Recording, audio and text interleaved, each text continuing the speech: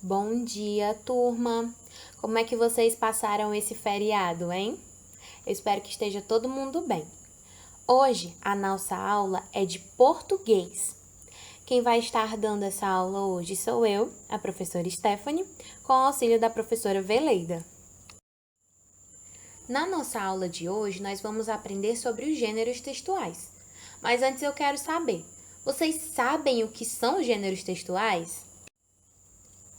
Gêneros textuais são as classificações usadas para determinar os textos de acordo com as suas características em relação a um contexto. O gênero textual é identificado com base no objetivo, na função e no contexto do texto. São as características do texto que determinam a qual gênero ele pertence. Os gêneros variam de acordo com a intenção comunicativa e com as particularidades em relação à linguagem, à estrutura e ao conteúdo. Assim, os gêneros textuais exercem uma função social dentro de um processo de comunicação. Ou seja, os gêneros textuais, independente de qual for, ele vai estar fazendo parte de um processo de comunicação, uma comunicação entre eu, entre vocês, entre uma cidade, entre uma outra cidade, entre pessoas de várias partes do mundo, através dos textos, dos gêneros textuais e das suas particularidades, das suas funções, eles comunicam diversas coisas. Cada gênero textual apresenta especificidades que permitem identificar a sua classificação, ou seja, cada um possui uma característica diferente, um jeito de escrever diferente, uma estrutura diferente, né? Ou seja, eles possuem uma estrutura e suas características próprias. É assim que a gente consegue distinguir os gêneros textuais entre si. Lá para a página 25 e 26 do livro de português. Lá ele vai dar dois conceitos de textos: texto em prosa e texto em verso. O texto em prosa tem linhas contínuas e as frases vão até o final da linha. É organizado em parágrafos. Esses em prosa são os textos mais comuns que a gente consegue encontrar, certo? Na maioria dos nossos livros, os textos que tem nos nossos livros, a gente encontra os textos escritos em prosas, do começo até o final da linha, com margenzinha de parágrafo, organizadozinho do jeito que ele está dizendo aqui. Os textos em verso são organizados em versos e estrofes. O que são esses versos? Os versos são cada uma daquelas frasezinhas. E as estrofes é o conjunto dos versos, ou seja, o conjunto das frases que vão formar as estrofes. O verso, ele possui rimas, certo? Então, a gente sempre vai encontrar lá no finalzinho das frases palavras que rimam. Agora que nós já aprendemos o que são gêneros textuais, vamos ver alguns exemplos?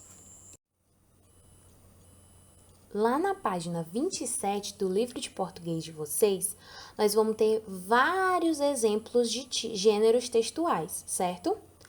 O primeiro deles é o gênero informativo. É um tipo textual que tem o objetivo de informar e esclarecer a um leitor, um ouvinte ou ainda a um conjunto de pessoas sobre um determinado assunto ou tema, certo? Olha só as características dele. Tem uma linguagem clara, direta e objetiva, um tipo textual versátil e é escrito em prosa, ou seja, lembram, escrito do começo até o finalzinho da linha e organizado em parágrafo. Vamos ver esse exemplo que eu coloquei aqui do ladinho. A prevenção é a única arma contra a doença. A melhor forma de se evitar a dengue é combater os focos de acúmulo de água, locais propícios para a criação do mosquito transmissor da doença. Para isso, é importante não acumular água em latas, embalagens, copos plásticos, tampinhas de refrigerantes, pneus velhos, vasinhos de plantas, jarros de flores, garrafas, caixas d'água, tambores, latões, cisternas, sacos plásticos e lixeiras, entre outros. Vocês estão vendo? Esse informativo aqui, ele está informando o quê? as medidas que nós devemos tomar para evitar focos, né, de água para que o mosquito não consiga se reproduzir e assim evitar a dengue, certo? Isso aí vocês já conhecem porque a gente já viu nas nossas aulas lá no comecinho do ano, certo? O próximo gênero é o gênero receita.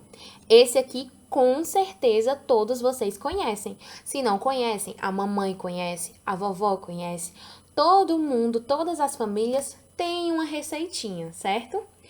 A receita pertence ao grupo dos textos instrucionais, olha só. Ou seja, apresentam um conjunto de procedimentos que devem ser seguidos em uma determinada circunstância, ou seja, eles devem ser seguidos daquela forma lá que está sendo listado, em etapas.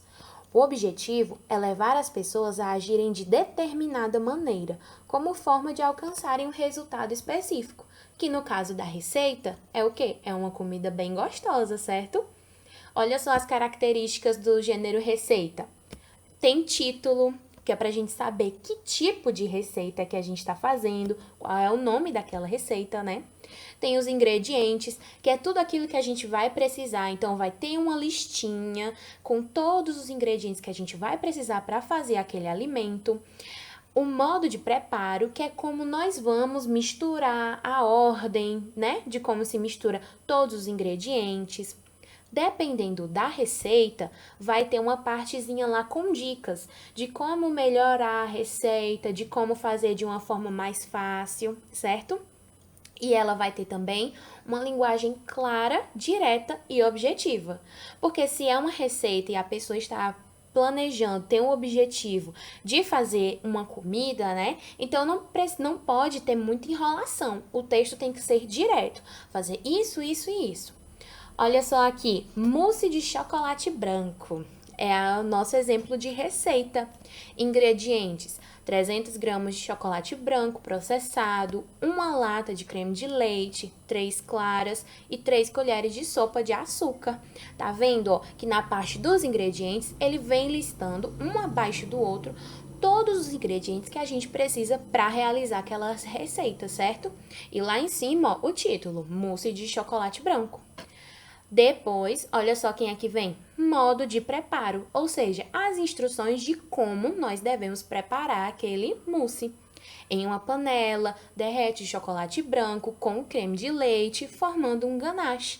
E aí, ó, ele vai dizendo até o mousse de chocolate estar pronto, certo? Olha só, o próximo é o convite. Esse aqui, com certeza, vocês também conhecem. A função do convite é passar as informações de hora, data, local, dentre outras, e é claro, o de convidar, né? Mas também tem outro papel significativo, o de motivar os convidados para o evento. Olha só as características. Sua estrutura é composta de destinatário, ou seja, a pessoa que vai receber o convite, o evento para o qual está sendo convidado, se é um aniversário, se é um casamento, se é um baile, se é qualquer outro aí. O local e a data do evento, né? Porque é importante você dizer aonde vai acontecer o evento e que horas vai acontecer, né? E a data também, quando vai acontecer. E o remetente, ou seja, a pessoa que está te enviando aquele presente. Olha só esse exemplo que eu coloquei aí. É um exemplo bem simples de como a maioria das pessoas faz um convite para festa infantil, né, de crianças. Coloca-se um layout bem bonito com imagens e figuras do tema da festa, né, ou sobre o que é a festa. E aí ele chama, convida a pessoa, olha só, venha comemorar meu aniversário. Sua presença é muito especial, ou seja, ele está motivando a pessoa a ir, né? Estamos te esperando. E aí, olha só, local, tem o espacinho para se colocar onde vai acontecer, a data e as horas. E embaixo tem assinatura para a pessoa que está te mandando o convite assinar o nome dela.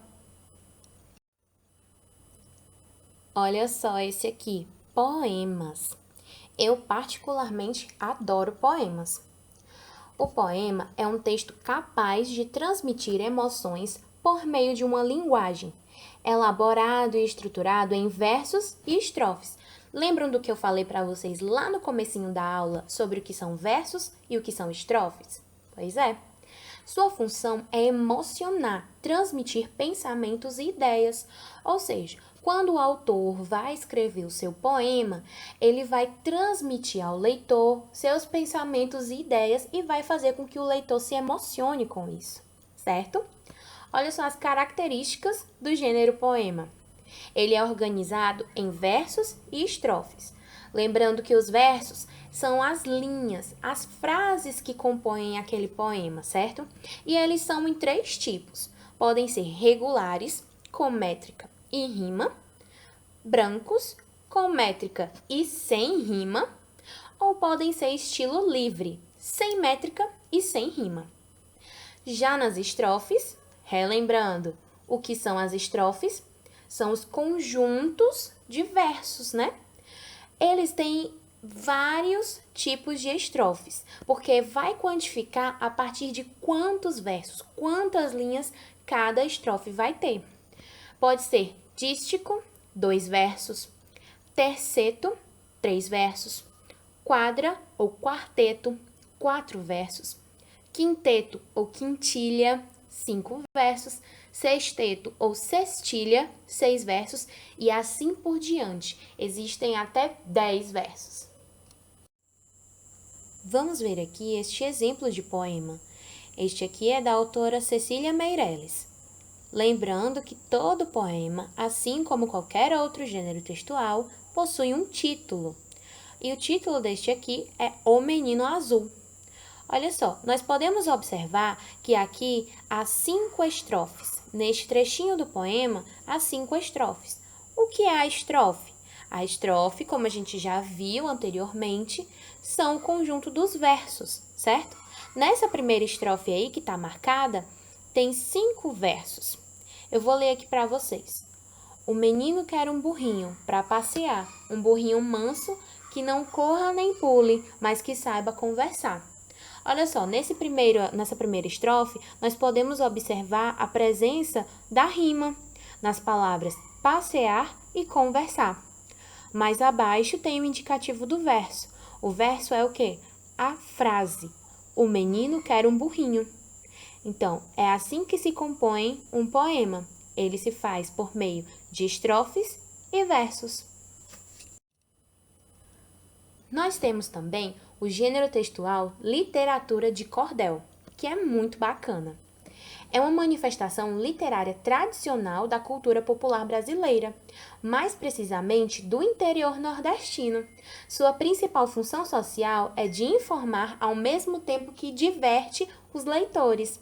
Sua forma mais habitual de apresentação são os folhetos, pequenos livros com capas de xilogravura, que ficam pendurados em barbantes ou cordas, e daí surgiu o nome.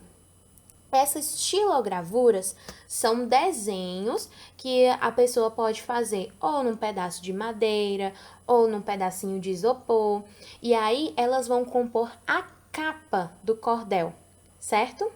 E aí vai ser tipo um carimbo. Vocês conhecem o carimbo? É praticamente isso, a xilogravura. Características do cordel. Linguagem coloquial, ou seja, informal. Como é característico do interior nordestino, essa manifestação literária, ela vai ter um linguajar muito característico dessa região. Então, qualquer pessoa que pegar já vai saber. Cordel nordestino. Por quê? Por causa da linguagem que existe nele. Uso de humor, ironia e sarcasmo. É isso que faz a literatura de cordel ter uma beleza tão linda, obviamente, né? Vai ter muito humor. As histórias que são contadas nos cordéis têm todo um enredo de humor, de ironia e sarcasmo, que formam um texto muito rico, certo? Temas diversos. Esses cordéis, eles têm vários tipos de temas. Fica a cargo do autor escrever sobre, né? Eles podem falar sobre folclore, manifestações religiosas, profanos, políticos, episódios históricos, realidade social, ou mesmo podem ser utilizados para contar sobre a vida de alguém, tipo uma biografia. É um tipo muito legal. Pode haver presença de rimas, métrica e oralidade, ou seja, o cordel também é feito a partir de versos e estrofes, ok? Vamos ver aqui o exemplo Cordel Semana Santa. Esse é um cordel feito pela professora Veleida. A Semana Santa é uma celebração que mostra de Jesus seu sofrimento e paixão, passando por sua morte até a sua ressurreição. No domingo de Ramos, em Jerusalém entrou, e o povo acenando logo aclamou, gritando a todos que o seu rei chegou. Olha só como é tão bonito esse cordel. Eu só coloquei essas duas estrofes porque o cordel ele é muito extenso, e é exatamente por isso que ele forma esses livretos.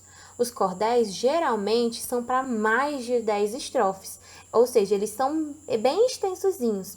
Vocês conseguem ver aí, ó, na imagem, esses vários cordéis pendurados no varal? Existem várias cores, vários títulos, vários temas. São diversas gravuras, uma mais bonita do que a outra. Vale lembrar também que os autores do cordel são chamados de cordelistas. E aí, eu quero que vocês me contem quem aqui já conseguiu ler um cordel. E o que foi que achou, hein? Olha só, agora vamos para o gênero tirinhas. Essa vocês já devem conhecer, né? Lembram que a gente trabalhou isso aí em algumas das nossas atividades de português, lá no carnaval? Quero ver quem é que lembra. Possui os mesmos elementos das histórias em quadrinhos, ou seja, possui ilustrações e balões.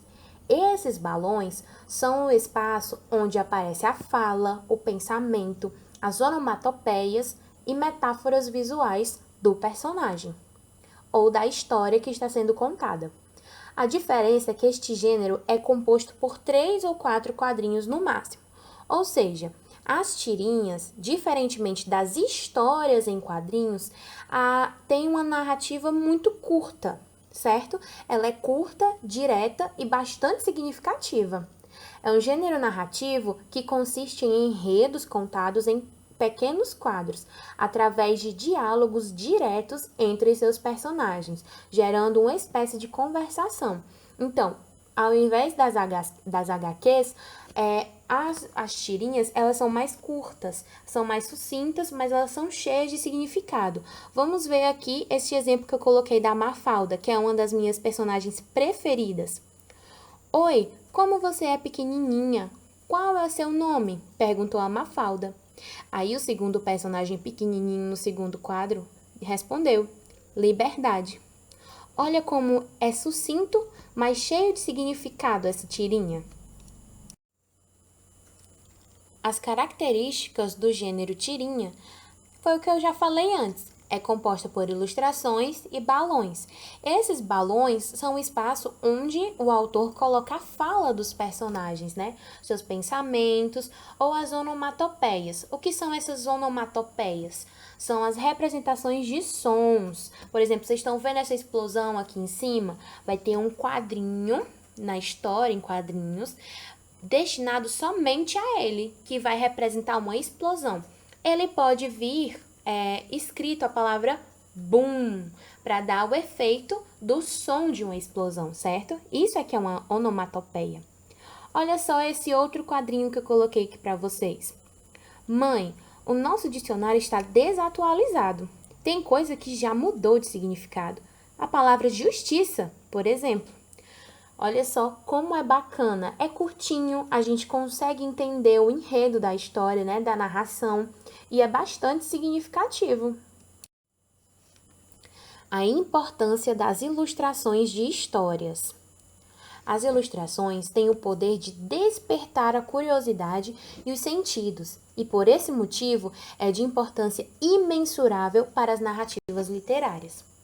Quando a gente vai ler um livro, a gente imagina os personagens, um local onde a história acontece, os acontecimentos, não é? Isso torna a leitura muito melhor, muito mais interessante. E quando as histórias já vêm com esse recurso de imagem, no próprio livro, ou no próprio texto, em algum lugar que a gente está lendo, isso faz com que a gente imagine, se interesse muito mais, sem falar na riqueza que traz na história. As ilustrações, a gente pode pensar, já imaginar aqui como são os personagens. A gente pode dizer, que personagem legal, gostei do casaco que ele tá usando, gostei do cabelo, gostei disso, gostei daquilo. Então, essas ilustrações são feitas para acrescentar, né, um sentimento a mais na narrativa. E quem faz essas ilustrações, a gente chama de ilustrador. Por hoje é só. E aí, gostaram do que aprenderam hoje na aula? Para praticar o que a gente aprendeu hoje, vai ter uma atividadezinha bem legal no livro de vocês. Vocês vão realizar a leitura e vão fazer as atividades propostas no livro, tá? Páginas 27 a 34. É bem rápido, bem simples e bem divertido essas atividades, viu? Vocês vão gostar. E exercita tudo que a gente aprendeu aqui na aula de hoje. Até a próxima aula, turma. Um beijo para vocês e boas atividades!